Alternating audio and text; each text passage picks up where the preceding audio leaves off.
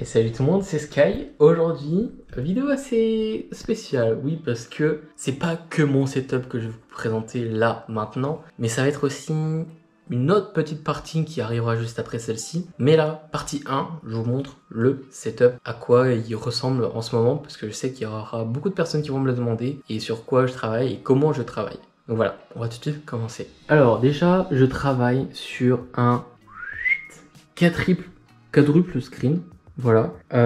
Pourquoi un quadruple et pas un triple comme la plupart des streamers? Parce que je trouve que en avoir 3 c'est cool, mais en avoir 4 c'est mieux. C'est un peu cliché, lol, mais c'est que je vais un peu vous montrer comment je dispose mes affaires, même si le PC de stream n'est pas activé. Ici, cet écran qui est relié aux deux PC et l'écran principal d'OBS. Donc c'est là où j'aurai toutes les informations d'OBS et le retour d'OBS, etc. Donc cet écran, c'est pour le PC de stream. Du coup, ça fait que ces deux écrans, ils sont sur le PC de jeu. Et celui-ci, paf, je fais une bascule. Et celui-ci devient le troisième écran du PC de jeu. Donc ça fait que j'ai 4 écrans d'allumés, mais toujours mes 3 écrans dédiés au PC de jeu et un pour le PC de stream. Voilà. Alors je sais que c'est pas trop facile à comprendre, mais dites-vous, cet écran PC de jeu, PC de stream, quand je suis en stream, OBS et là Discord, tous les jeux sur le PC de jeu. Voilà, c'est un peu plus clair, j'espère. Que je fais le switch ici. Voilà, switch HDMI que je mettrai aussi pareil dans la description pour tous les produits. Vous allez me dire pourquoi un écran vertical, surtout le plus grand. C'est un LG 29 pouces 21/9 que je trouve extrêmement intéressant et trop classe, qui sera démonté dans la prochaine partie, vous allez voir. Mais celui-ci me sert à afficher mon chat et toutes les infos concernant le stream. Donc franchement, si vous streamez et vous avez 2 écrans, privilégiez le deuxième écran comme vertical, comme ça. Comme ça, vous avez vraiment tout votre chat, votre stream, même si vous voulez avoir OBS, etc. C'est un peu mieux, je trouve. Et surtout, par exemple, quand tu es sur Photoshop, moi je mets tous mes calques, tous mes trucs comme ça. Et c'est un bonheur. T'as pas besoin de scroll comme un crétin comme ça, parce que tu trouves pas ton calque. Là, t'as tous tes calques qui s'affichent et c'est juste trop bien. Celui-ci, c'est un écran 1920 par 1080, 60 fps. Voilà, donc je joue depuis 10 ans, même depuis 5 ans avec celui-ci, sur un écran 60 Hz. Voilà, 60 fps pour les non gamers. Il me suffit très bien, il est paramétré aussi pour tout ce qui est vidéo, photo, miniature. Donc ça c'est très important quand tu es créateur de contenu. C'est l'un des premiers, je crois, de chez BenQ qui font des écrans pour les créateur de contenu où c'est calibré usine, etc. Donc ça c'est très cool, ça me permet de, quand je fais des montages, de pas avoir genre des problèmes de couleur entre ce qui est affiché par la vidéo officielle, donc de la GoPro ou du réflexe, et le retour du montage. Voilà. Donc c'est mon dispositif au niveau des écrans. Voilà. Je vais pas faire plus long, mais voilà à quoi me servent mes 4 écrans, c'est justifié. Bien sûr, celui-ci, à chaque fois que je ne stream pas, il est éteint, ce qui me sert à rien, parce que sur le PC, je peux mettre 4, mais voilà, ça sert à rien d'avoir 4e écran. Je préfère avoir mes 3 écrans qui sont toujours là présents, et celui-ci que en stream. Voilà. Pour m'éclairer en stream, voilà, c'est toujours les mêmes, de Philips Hue sur des bras de bureau pour les pour normalement mettre de la lumière, voilà, comme ça. Et du coup, je les ai fixés sur mon bras, voilà, mon bras de fixation pour soutenir ces 2 écrans. Et ça fait le taf. Franchement, je suis très content. J'ai changé plusieurs fois de disposition, les lampes, etc. Et là, ça va quand je suis en stream. Ou quand je suis en facecam, ça se remarque pas forcément, c'est assez clair, c'est assez beau. Bon, il y a des ombres un petit peu, mais voilà, je trouve que c'est le meilleur spot en 2.1 quand vous commencez à faire du YouTube ou des streams, c'est avoir 2 spots droite-gauche pour éclairer votre face. Après, si votre fond il est pas... Voilà. C'est pas trop grave, au moins que votre face soit bien éclairée. Du coup, ça fait que ça m'éclaire et je les contrôle via mon téléphone, via Philips Hue. Voilà, c'est plus simple. Pareil avec le Stream Deck. Parlons du Stream Deck, c'est un bijou de technologie ce Stream Deck. Franchement, je vous invite à l'acheter. Surtout que maintenant ils ont fait le Stream Deck sur iPhone. Donc voilà, je vous invite à voir le Stream Deck sur iPhone, vous avez 6 touches gratuites et 60 balles à vie. Je trouve ça formidable. 100 euros à peu près, vous avez que 15 touches. 60 balles, vous avez 64 touches. Voilà, c'est tout ce que j'ai à dire. Donc voilà, donc Stream Deck, produit qu'on ne présente plus chez les streamers, c'est vraiment le b.a.-ba quand vous commencez à streamer. Bien sûr à côté, nouveau bijou de technologie, la Go XLR. Voilà, je suis trop fier de l'avoir acheté. 400 balles, mais trop fier. Elle a vraiment toutes les fonctionnalités que je recherchais sur une table de son.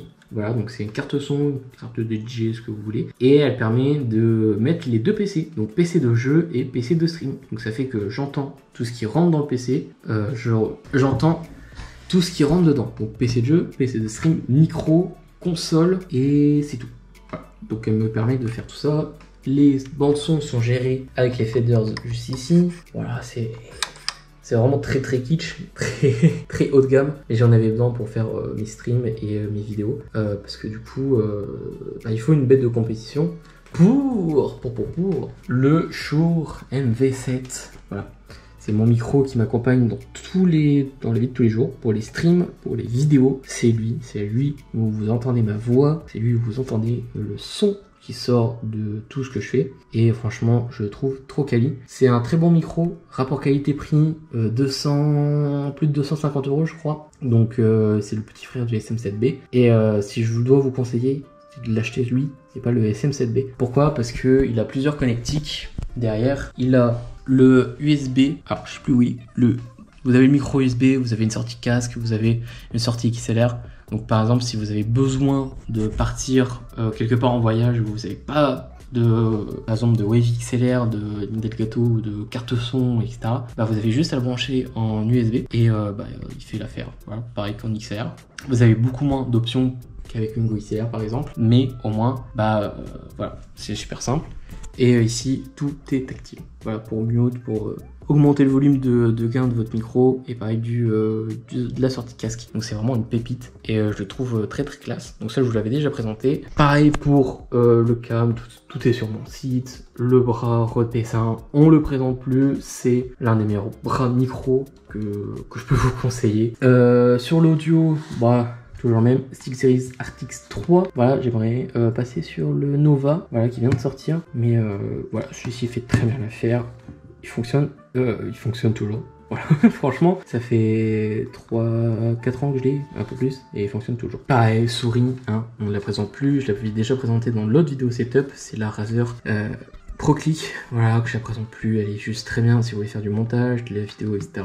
Clavier Deria, voilà, pareil, je vous présente plus, tout est sur le site internet, dans la rubrique matos, donc voilà.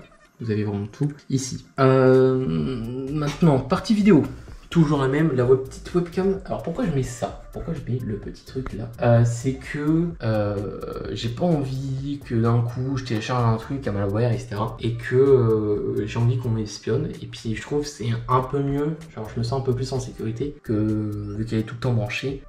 Au moins là je suis sûr que j'ai pas de problème. Donc c'est 901 de chez Logitech, une tuerie si vous voulez commencer à faire des streamings ou des vidéos. Et à côté, on a le réflexe qui me permet de faire mes vidéos. Voilà, c'est un 7D, Canon 7D, voilà. Donc alors je sais plus la référence de la lentille, mais c'est un 18-35 voilà, mm. Donc très bon réflexe encore pour ce qu'il donne. Et c'est grâce à ça que vous voyez du coup toutes mes vidéos. Voilà, et puis du coup aussi la GoPro Hero 9 qui me permet de faire mes vlogs et cette vidéo en ce moment même parce que mon téléphone a un problème de micro. Voilà, donc c'est pour ça que dans la deuxième partie, je serai en voix off pour vous expliquer un petit peu ce que je vais faire et comment je vais faire parce que mon téléphone a des problèmes de micro. Et bien sûr, on va passer sur la deuxième pièce maîtresse. Alors, je ne vous présente pas les PC, c'est les mêmes que l'année dernière, les mêmes qui sont sur le site internet. Je vous ferai vraiment une vidéo dédiée si j'ai d'autres PC ou d'autres setups qui s'arrivent. Mais voilà, je voulais montrer ça parce que la deuxième partie va être très cool. Et ma dernière petite pépite qui va me servir pour tous les études et pour les montages futurs, c'est mon MacBook Pro 14 pouces et main Pro qui sera du coup relié avec cet écran, dont mon futur logement que vous verrez dans la partie 2. Et c'est là où vraiment il y aura toutes les vidéos qui seront montées, toutes les VOD qui seront montées, toutes les miniatures qui seront faites, toutes toutes les animations qui seront faites dessus. Et j'en suis fan. Ça fait un mois, je crois, que je l'ai. Et du coup, bah, les vlogs, les vidéos que vous voyez, les vidéos best-of que vous voyez, c'est fait avec ce PC. Et c'est un plaisir monstre de faire du montage, sauf sur Final Cut, voilà. Mais que je fais quand même parce que voilà, c'est l'un des plus puissants et des plus optimisés sur Mac. Bon. Non, en vrai, il a beaucoup de défauts, mais il est très performant et c'est ce que j'aime chez lui. Et je vous ferai peut-être une vidéo plus approfondie du PC, peut-être en shorts, voilà. Mais franchement, je vous invite à aller regarder des vidéos qui présentent mieux ce PC que moi. Mais c'est une tuerie et il détrône mon PC principal. Donc voilà, je suis très content et ça va me servir pour les thunes et pour les vidéos. Du coup, voilà, ça c'est la vidéo setup partie 1. La vidéo setup partie 2, ça va être mon futur lieu de création de contenu. Ici, c'est vraiment création de contenu pur, donc avec enregistrement de voix, vidéo, et etc. Donc il y a aussi les streams. Et le deuxième endroit, donc dans la partie 2, ça va être vraiment mon logement de création, d'écriture, de montage, de miniature, etc. Et je trouve que ça va être très cool. Ça va être un très bon endroit et voilà. De toute façon, demain, pour vous, ça va être dans les 30 secondes. Mais pour moi, demain, c'est démontage des écrans, remontage des écrans, nouveau lieu de travail avec la disposition de l'écran, clavier, souris, etc. Donc nous, on va se retrouver demain et pour vous, dans quelques secondes, même juste après ce petit clap. Voilà, on se retrouve juste après. Du coup, aujourd'hui, nouveau jour, partie 2. Voilà, on va faire le démontage des écrans et on va un peu remonter le setup pour qu'il soit aussi fonctionnel pour les prochains streams. Et je vous filmerai aussi le moment où je réinstalle tout dans ma nouvelle pièce, dans mon nouveau studio, dans mon nouveau truc de création et non d'enregistrement. Voilà, il faut bien faire la part des choses. Là où je vais filmer après sera du coup mon lieu où je vais faire le montage, les écritures des vidéos, etc. Et le lieu-ci, donc celui-ci, c'est le lieu où j'enregistre et où je fais des lives, etc. Donc voilà, j'espère que j'ai été clair. Donc là, il y aura une grosse ellipse où cet écran sera déjà démonté, prêt à être monté, et je vais faire le timelapse du montage d'ici et de tout le câblage qu'il faut, voilà, pour que ce soit parfait et fonctionnel. Voilà.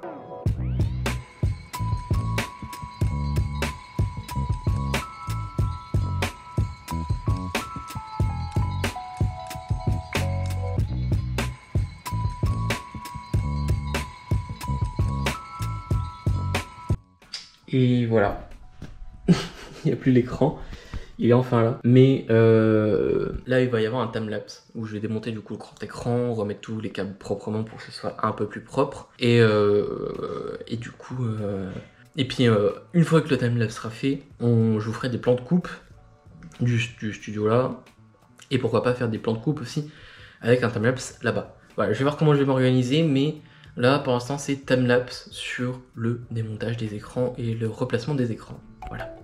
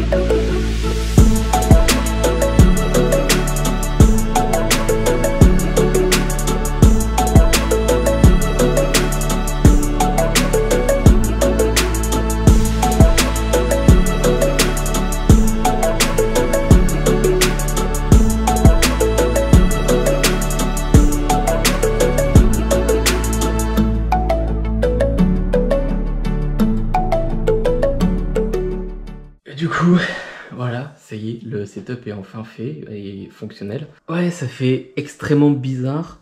Là, du coup, j'ai plus rien. Donc du coup, bah, j'ai mis un peu ma perche un peu plus loin. Mon 21/9 qui était là, il se retrouve ici en vertical. Je peux plus faire sans écran 21/9 en vertical, c'est trop le feu. Ce qui me fait le plus bizarre, c'est ici. Voilà, c'est celui-ci qui était là avant, qui se retrouve là, et ça me fait un 16/9. Et ça me fait trop bizarre, parce que j'ai l'impression qu'il est tout petit. Vraiment qu'il est... genre vraiment... que ça, quoi. Donc... J'en ai chié. Donc là, la suite de cette vidéo, ce sera mon montage dans mon autre lieu de création. Voilà. Donc je vous dis à tout de suite.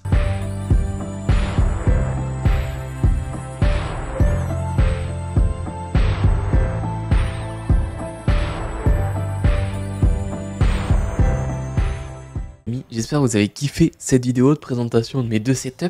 Je suis désolé, je voulais parler du coup dans la deuxième partie où je vous présente le deuxième setup, où là où je fais mon montage, etc. Mais malheureusement, j'ai toujours le problème du micro avec le téléphone, donc du coup je n'ai pas pu le faire. Et voilà. Merci d'avoir suivi cette vidéo.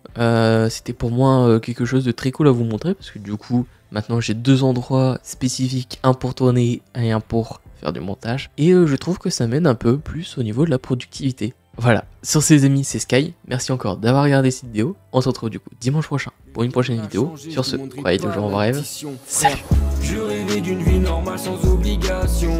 Malgré toutes ces épreuves, je suis resté passionné. Je voudrais avancer normal sans obstination. Je me suis fait emporter, je crois que j'ai failli à ma mission. Et je sais que je t'ai déçu, mais j'ai fait de mon mieux. Mais j'ai failli à ma mission.